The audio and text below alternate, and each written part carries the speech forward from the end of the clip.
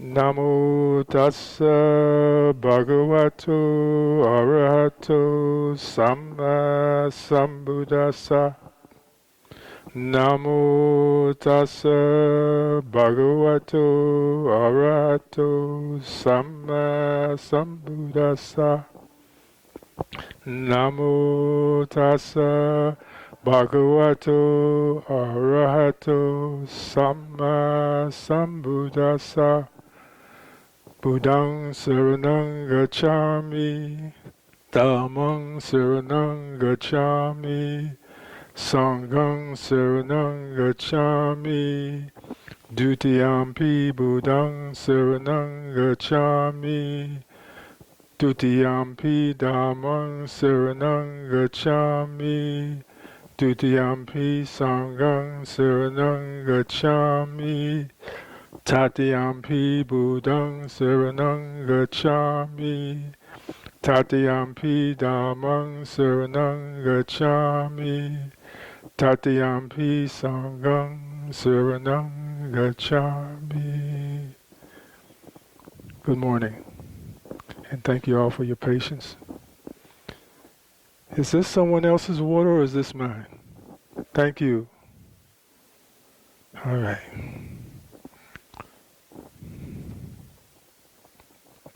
I'm going to finish part 2 of a 2-part instruction that deals with suffering, or the choice not to suffer.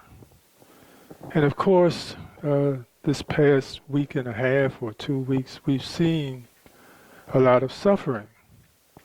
And I just want to make sure that the Sangha is mindful and remembers that suffering is optional.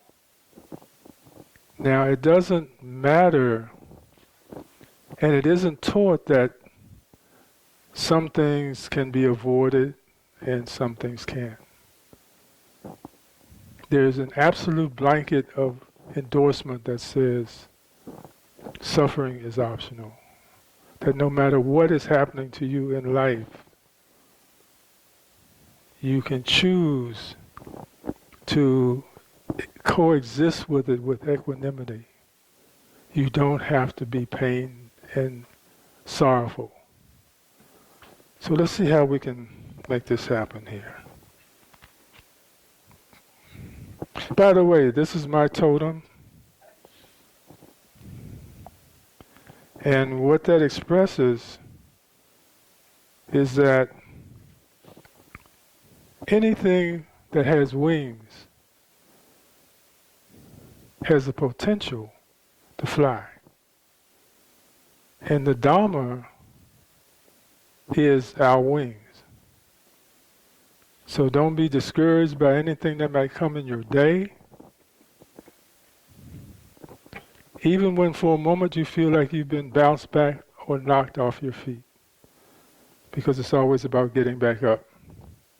Making amends, isn't that right? Giving a smile, letting your heart, and continuing to go on in your journey. We're going to start with a sutta that is called Born from Those Who Are Dear. And this is a teaching about a layperson whose son had just died. And he roamed around the village lamenting and beating his chest and wailing and crying out, my son, where have you gone? Where are you? I miss you, I need you, come back. He even went to the child ground saying, my only child, where are you? My only child, where are you? And then the householder went to the Blessed One, and after paying homage to him, sat down to one side and said, the Blessed One said to him, householder, your faculties are not those of one in control of his own mind. Your faculties are deranged. Now, what faculties is he talking about?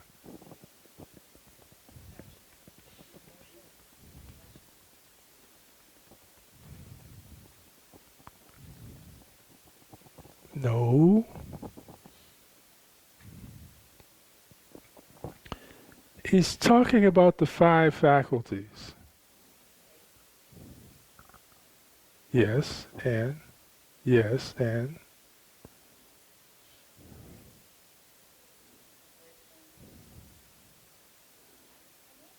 Yes, and. Yes, and. He said mindfulness. No.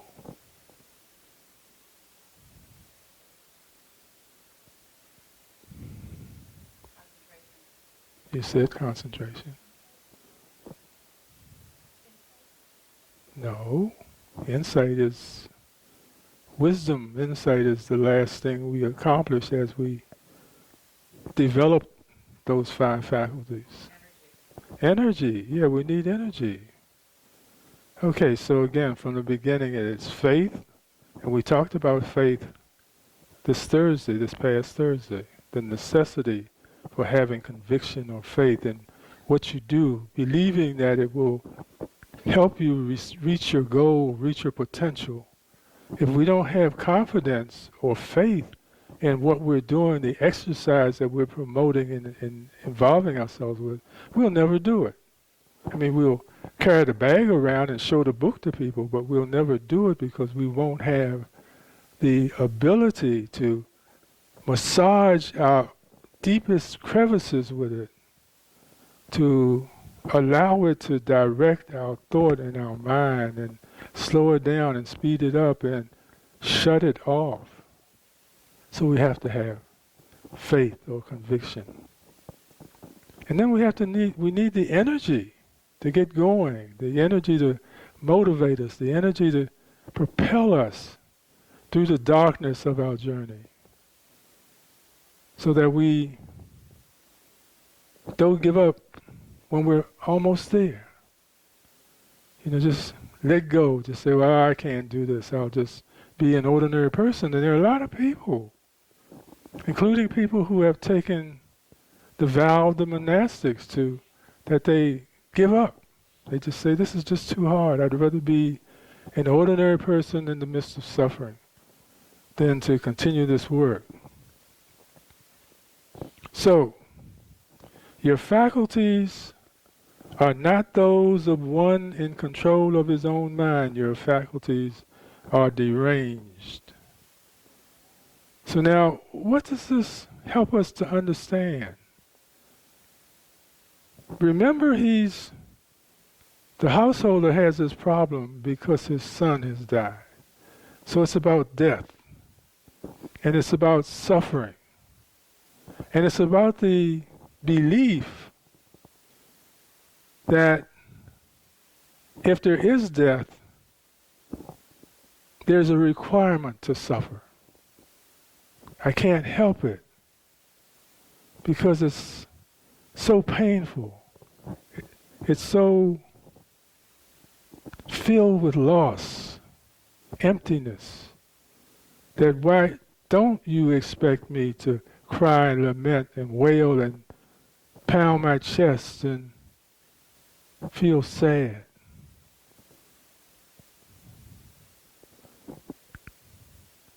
The Buddha's answer was, your faculties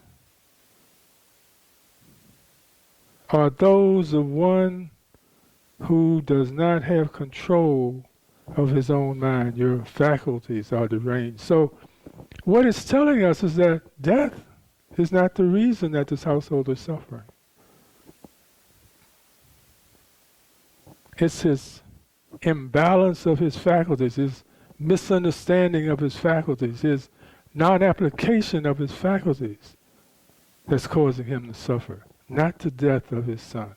And that if he employs the faculties, if he balances the faculties,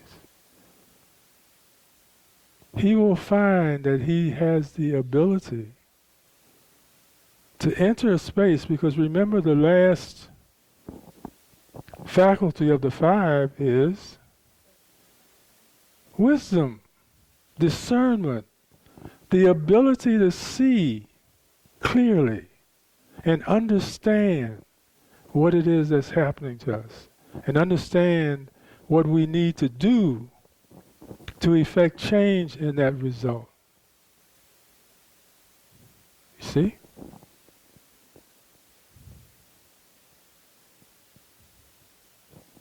There's a requirement. Well, first of all, these faculties are the mental constituent that is required for awakening. They have to be dominant. They can't just be here somewhere in the mind. They have to be dominant. They have to be practiced. We have to have a certain amount of relationship with them at all times. This is a part of the whole mindfulness thing. So it says that faith and panya, or wisdom, are coupled or yoked. They have to be even and matched. It says that energy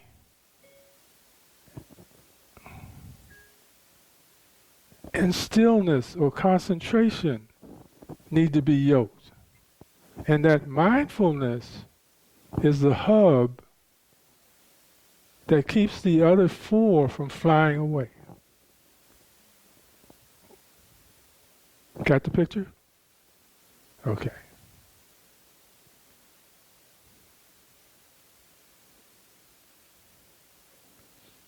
Why is it, do you think, that we have such trouble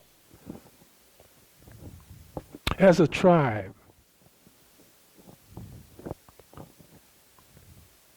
about death and dying?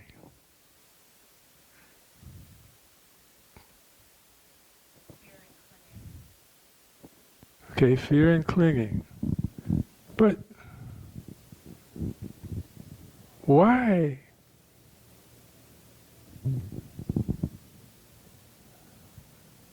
do you think we, as a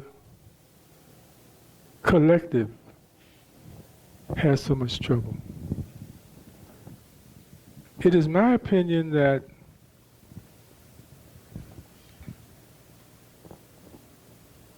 the reason we have so much trouble is that we are taught from the very beginning to turn our backs and our minds and our understanding on death. We are afraid of it. Anything that reminds us of aging and death, we push over in the corner and shut the door. We don't want to look at it. We don't want to deal with it. You know, we want to wrinkle-proof ourselves so that we won't have to be reminded that we are aging and getting close to a demarc thing. We don't want to talk about it. You know, mothers and parents who approach their adult children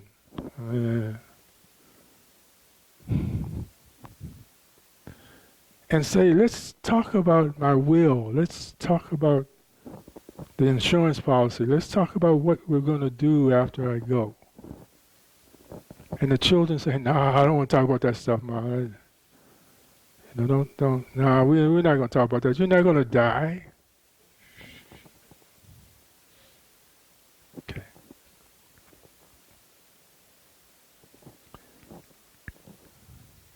But what is a given? What is the thing that we know for sure? That we are. Everybody. This is not meant to be a gloom and doom thing. It's meant to be a liberating and freeing thing. That you no longer have to run away from this, Because no matter how far you run and how hard you run, it's going to catch you. So the best thing to do is to develop an understanding about it, the subject matter of it. And so there's another sutta in another Nikaya, in the Anguttara Nikaya, that reads like this.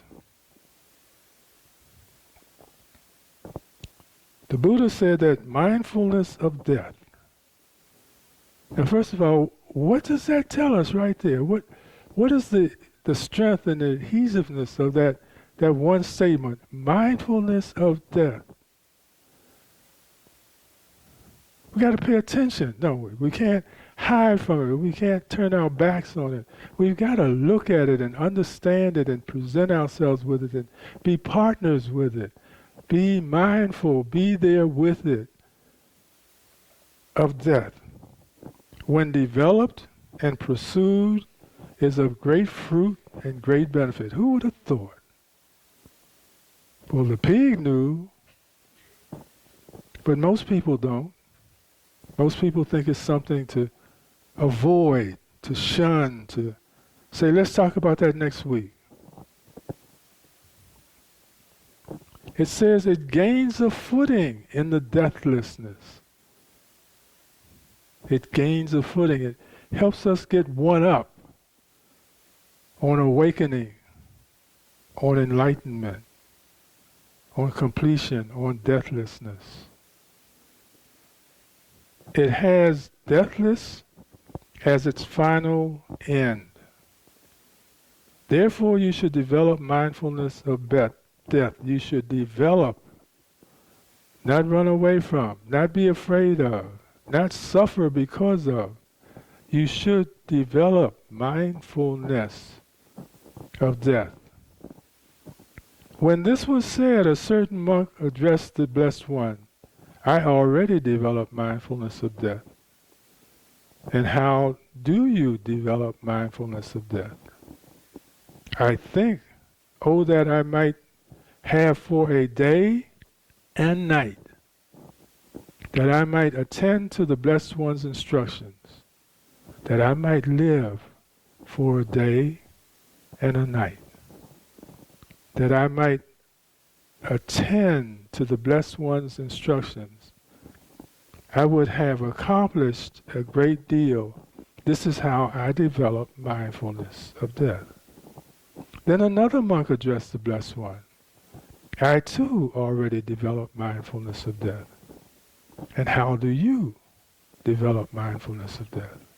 I think, oh, that I might live for a day, that I might attend to the Blessed One's instructions, I would have accomplished a great deal, and this is how I develop mindfulness of death. Then another monk addressed the Blessed One, and I too developed mindfulness of death.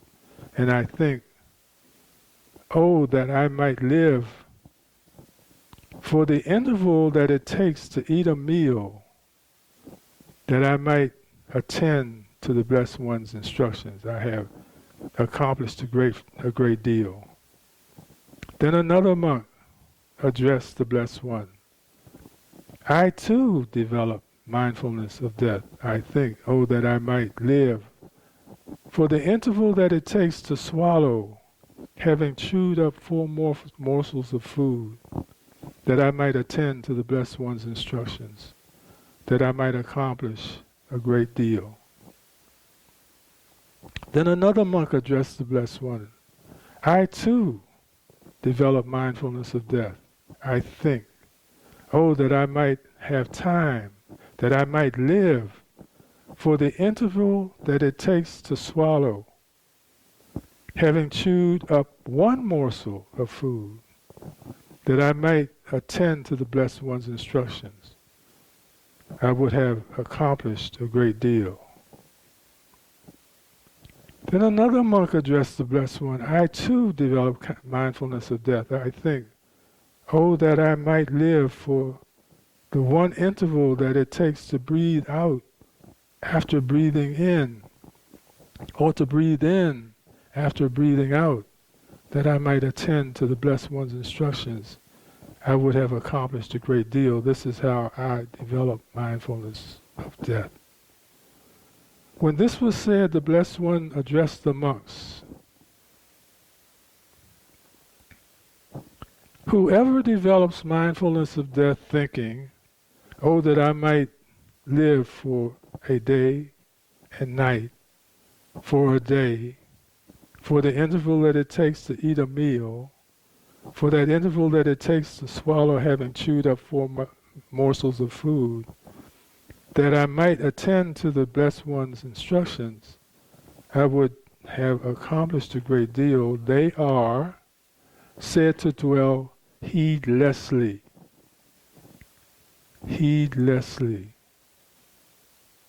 carelessly.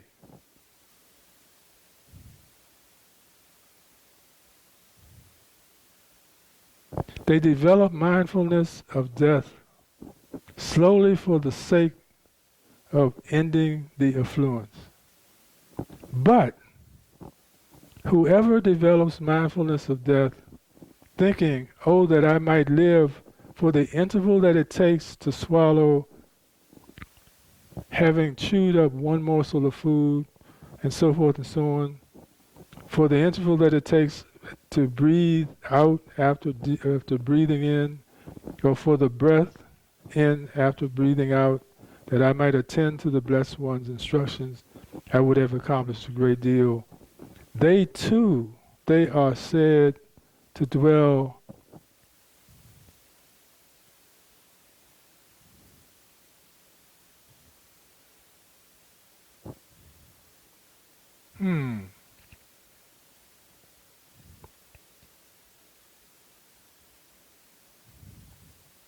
Let me read this again. But whoever develops mindfulness of death, thinking, oh, that I might live for the interval that it takes to swallow having chewed up 1 morsel of food, for the interval that it takes to breathe in, breathe out after breathing in, to breathe in after breathing out, that I might attend to the Blessed One's instructions, I would have accomplished a great deal.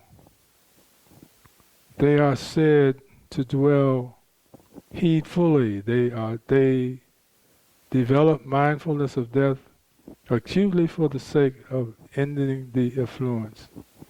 Therefore you should train yourself.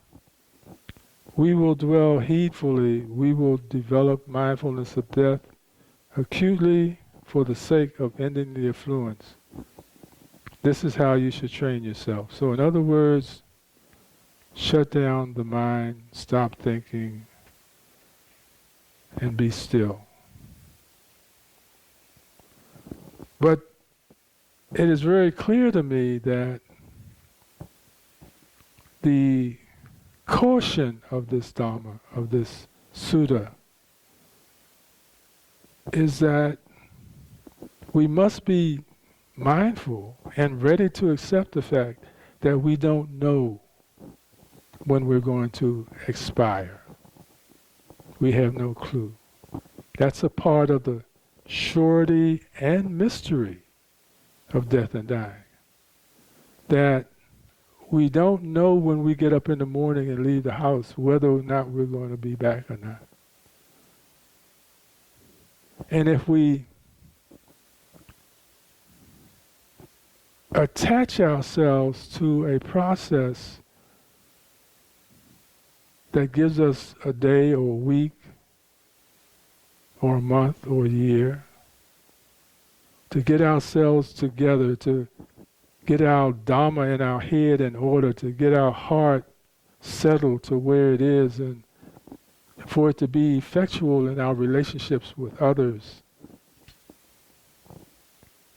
That is audacious to believe that we've got a year, or we've got a month, or we've got a week, or a day. Because remember, a part of the pain that issues forth when we have loved ones who expire in a certain minute is that we no longer have an opportunity to share with them all of the things that we have to share, that we wanted to say. That opportunity has been taken away from us, not the person. Because we knew that the person was going to leave anyway, just like we know we're going to leave anyway. But it's that opportunity to say the things that we always wanted to say to them. And now we don't have any opportunity to do that. To say I love you, to say thank you, to say I'm sorry. So it tells us to remind ourselves to be heedful, to be mindful of the fact that we don't have all day.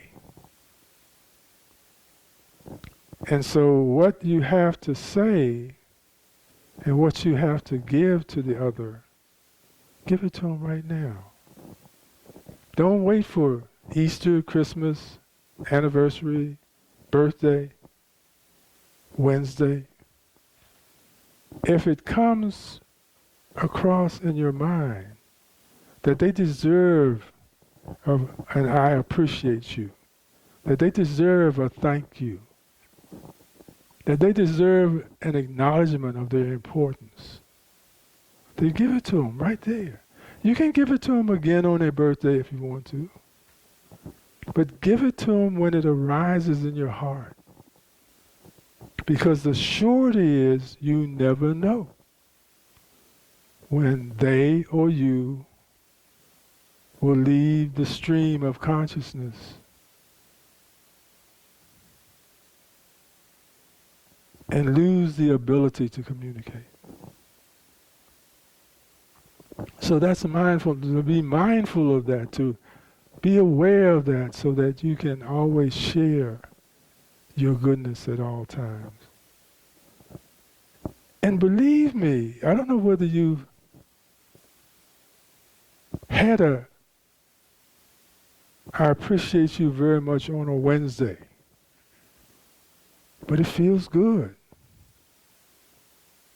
It feels good to be told that you are appreciated on a Wednesday, the middle of the weekday. So give it up. That's what this is telling us. Don't hold back. Don't save it for a rainy day. Because this might be the only day you have. And that's what this practice, this heedfulness of death, this discernment in our faculties, let us develop and nurture that. One of the wisdom understandings is that we don't know. This is what these events help us to see, that help us to understand and let us look at so much of the sadness and aftermath of the event. That nobody that participated in that Walmart thing, nobody knew that today, that morning, was going to be their last day. Do you think they'd be at Walmart if they knew? No. They'd be at their synagogue or church or Dharma hall, trying to get some strength and power together, trying to say I'm sorry to the ones that they need to be saying I'm sorry to. So nobody knows the reality, and the truth is that you will not know, but it is inevitable that it will come. So, be heedful of death and act as though it's going to hit you at afternoon lunch.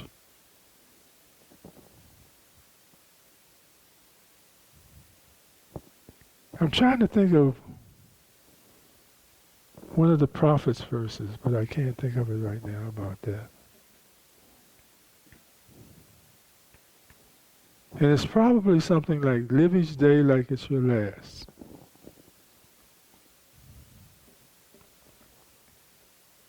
And of course, this will really straighten you up. And you stop the nonsense, you'll stop poking at people just because they're there. You start giving them hugs instead of poking at them, telling them what they're not good for. You'll appreciate everybody more. That's a loving thing to do. So,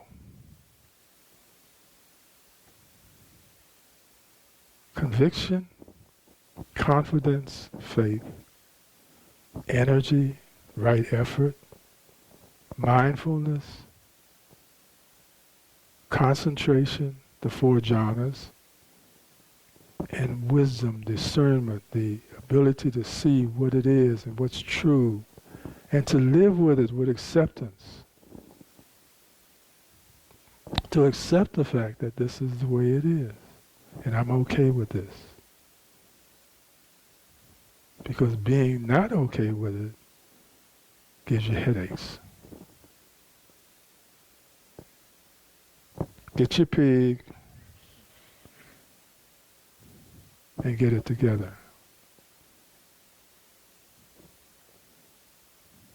Be a responsible advocate for love every day. Commit to that. Every day, I'm not going to pollute the world.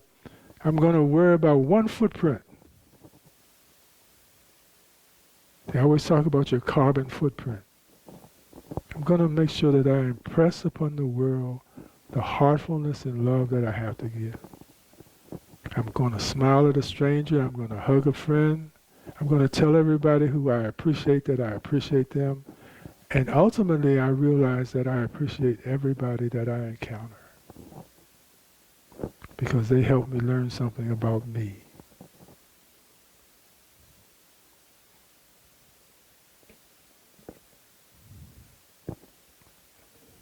Now, I know for most people, they think that the whole conversation about death and dying is a bummer. I don't want to talk about that. I want to talk about enlightenment.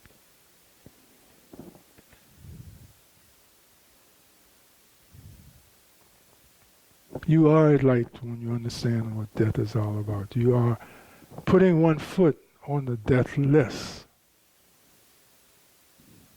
the road to Nibbana. You got a leg up when you mindfully think about the temporariness of this environment at this moment, at this time, in this lifespan. So, don't be afraid of it. It's going to happen whether you're afraid of it or not. Talk about it. Sit down with your significant others, the ones that you have and call family, and just talk about it so that nobody's afraid. Everybody realizes that we're in it together. And you can exercise the process of indicating how you want to go, but you're not going that way anyway. So just don't worry about that. It's not about how you want to go, it's about how you want to stay until you go.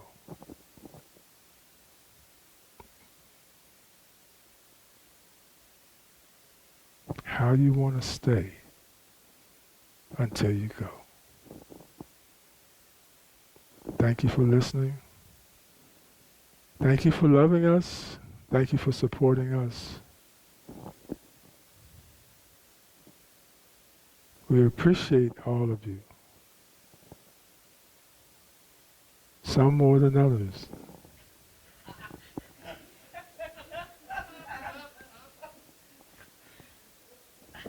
You're all precious.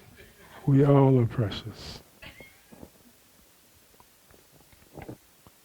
So, it's about having that discernment where we don't have to work hard at being a good partner in the world. There is nothing scary about anything that will happen to us and that has happened to us. It's all in our own mind, whether it's scary or not. Any questions? Any comments? Any rebuttals? Thank you for the water, whoever brought it. Yes, Joe? So what strikes me is bringing our interactions in life into the real time. Mm-hmm. So we can't rely on more time in the future. No point in recounting what's happened in the past. That's one of the things that strikes me. I wanted to ask whether mindfulness of death is included in what's called the mind of impermanence from the cultivation teachings that we had in the recent past. So they one and the same. I think both are intended to provide or induce motivation, right? Let's get going. We don't necessarily have next week. I think so. I think we also see, though, the multifaceted gifts of life endowment and experiences, that they can be used for this, but they can also be used for that.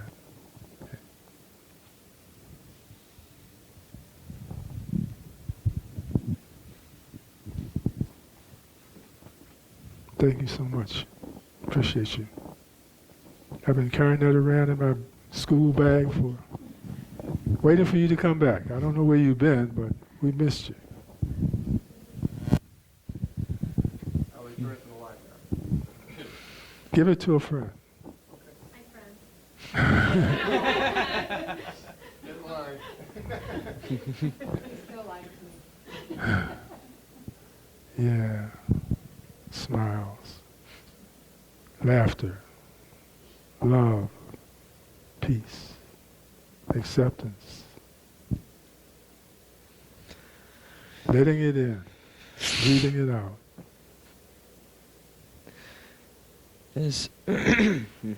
Sorry. As far as I can tell, the main reason people fear death is because it's the unknown. But so is the future in general. We don't know what's going to happen tomorrow, so why fear either? If people are so wholeheartedly accepting that tomorrow is another day and that things are going to happen differently, then why are we afraid of death? It's the same thing. I agree. And the only thing that I would expound on is the fact that we know more about death than we want to think we know about death. Because if we think we know about death what we think about death, then we got to think about death. And we don't want to do that. It's a bummer. Thank you. But it's easy for you to say you're not even 20 yet. Wait until you get to be about 79. And you're like, like, I used to have this image when I was 35. And it would be like, I don't have to worry about it yet because I've got an uncle there and my mother's up there, my grandmother's up there. And they got to go before me, so that whole ignorant thing. But then I looked around and everybody was gone. They had already gone over the cliff and I was the one right up on the rim. I said, I better get some understanding, some wisdom here, because now I do, but I didn't then. I was really grounded in the earth then, thinking that the earth was so great and life was such a treat.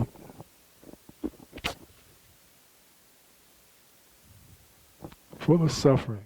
That's what made you alive.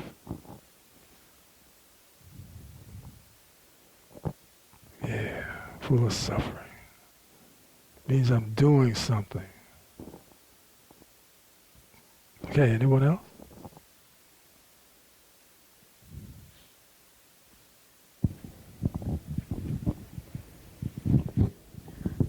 So what you just said, the moment you let that go, Mm-hmm. was that your moment of awakening and enlightenment? What did we just talk about the other day? What did you tell me that you remembered about me the other day? I What statement? am not enlightened, Okay, that's but it. I am not suffering. Okay, so was that your next step on the path to attainment and enlightenment? Was it an enlightening moment, a flash on the pan?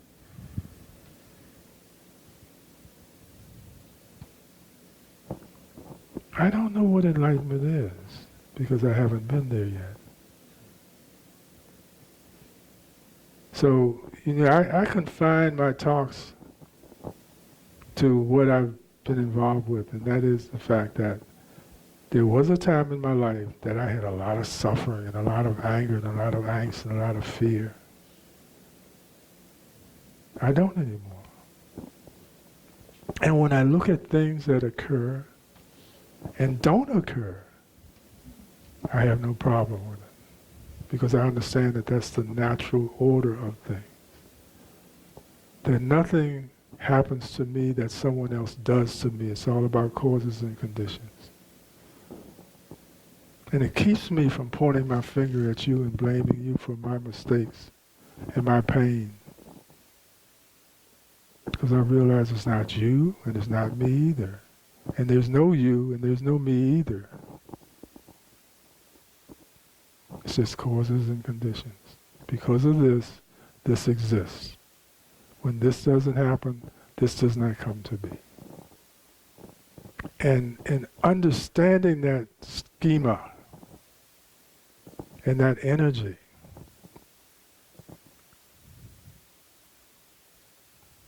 there is no need to get upset with anything or anybody. And it's such a freeing relationship. You can't do anything to me because there's no you and there's no me. So some people say there's no enlightenment. Because who is there to get enlightened? It can be very confusing, or you can just walk around with a pig.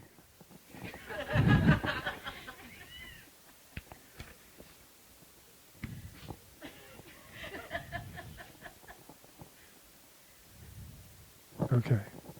Anyone else? You ready to go? Get some sunshine? Meet a new friend? May all beings be liberated from suffering. May we be well. May we be happy. May we be peaceful. Thank you so much. Appreciate you. See you next time.